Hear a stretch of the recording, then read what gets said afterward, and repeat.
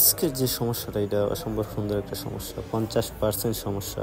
ব্যাটারির মধ্যে যদি 1% চার্জও থাকে তারপরেও 50%ই দেখাবে, যদি 100% চার্জও থাকে তারপরেও 50% চার্জই দেখাবে। এটা ব্যাটারি দইরা যা আছে সব কিছুই চেঞ্জ করা হয়েছে, তারপরও ভাই সমস্যাটা সমাধান করতে পারে নাই। এই ফোনটা ছিল অন্য একজন মেকার ভাইয়ের কাছে।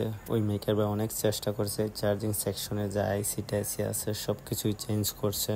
ওই মেকার ভাইয়ের কাছে সেম একটা মাদারবোর্ড ছিল, রেডমি 10C সেম মডেলের একটা মাদারবোর্ড। তারপরও ওই বড় ভাই এই সমস্যাটা সমাধান করতে পারেনি। আর এই সমস্যাটা মাত্র ছোটোখাটো একটা সমস্যা, জাস্ট ব্যাটারি কানেক্টারের গুড়ির মধ্যে ছোটো একটা রেজিস্টার থাকে, ওই রেজিস্টারটা চেঞ্জ করে দিলেই কিন্তু এই সমস্যাটা সমাধান হয়ে যায়।